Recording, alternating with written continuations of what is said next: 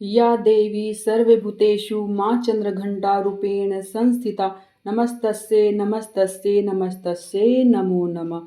जय माता दी दोस्तों, आज हम सुनेंगे माँ चंद्रघंटा की कथा। कल हमने सुनी थी माँ ब्रह्मचारिणी की कथा, जिसका पूजा दूसरे नवरात्र में होती है और माँ के तीसरे नवरात्र में माँ के चंद्रघंटा स्वरूप की पूजा अर्चना होती है। आइए कथा को शुरू करते हैं।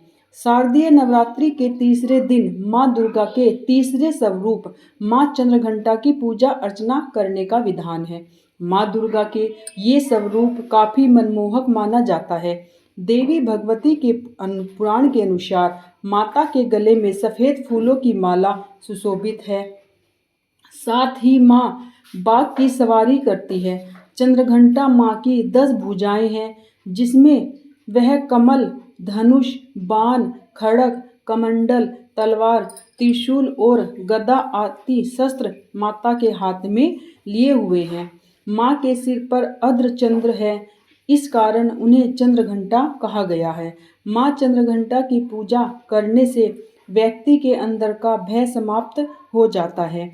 इसके साथ ही शत्रुओं के ऊपर विजय प्राप्त होती है। इसके साथ ही कुंडली में शुक्र की स्थिति मजबूत होती है। आज के दिन माँ दुर्गा के तीसरे स्वरूप माँ चंद्रघंटा की विधिवत पूजा करने से साथ ही अंत में इससे करने से मनुष्य के भय का अंत होता है। पौराणिक कथा के अनुसार जब महिषासुर ने तीनों लोकों में आतंक मचाना शुरू कर दिया, वह स्वर्ग लोक में इंद्रदेव को हराकर अपना आधिपत्य जमाना चाहता था। इसलिए वह स्वर्ग लोक पर राज करने की इच्छा पूरी करने के लिए युद्ध कर रहा था। तभी देवताओं ने ब्रह्मा, विष्णु और महेश तीनों से सहायता मांगी। देवताओं की बात को सुनने के बाद तीनों को बहुत ही क्रोध आया और क्रोध के कारण तीनों के मुख से एक विकराल ऊर्जा उत्पन्न हुई। उसमें एक देवी का प्रादुर्भाव हुआ। देवी को भगवान शंकर ने अपना त्रिशूल, भगवान विष्णु ने अपना चक्र और इंद्र ने अपना घंटा, सूर्य ने अपना तेज, तलवार और सिंह प्रदान किया। इसी प्रकार अन्य सभी देवताओं ने भी माता को अपने अपने अस्त्र सौंप दिए। इसके बाद माँ चंद्रघंटा महिषासुर का वध करने के लिए पहुंची। महिषासुर का वध करने के लिए देवताओं ने माँ को धन्यवाद दिया।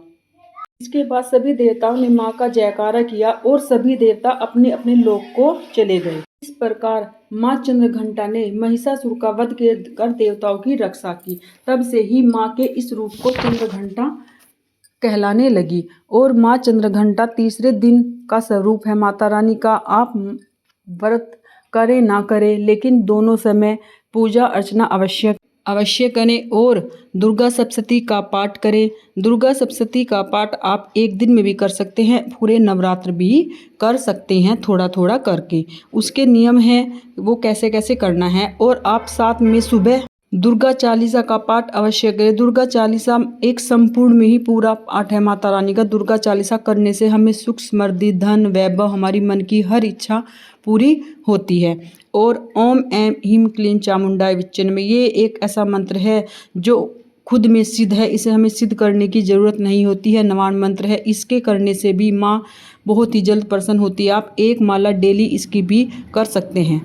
आपको कथा कैसी लगी है? अच्छी लगी है तो प्लीज़ लाइक करें और शेयर करें। अगर आप नए व्यूवर्स हैं तो प्लीज़ चैनल को सब्सक्राइब कर लें, ताकि आपको हर व्रत फेस्टिवल की वीडियो पहले से ही मिल सके। संपूर्ण जानकारी हमारी चैनल पर सभी त्योहारों की कथाएं मौजूद हैं और आगे भी सभी कथाएं आपके सामने प्रस्तुत करते रहेंगे। आप चैनल को सब्सक्राइब करें, लाइक करें। आपके लाइक करने से हमें प्रेरणा मिलती है अच्छी कथा आपके सामने लाने की। और कमेंट में जय माता दी अवश्य लिखें। जय माता दी दोस्तों, राधे राधे।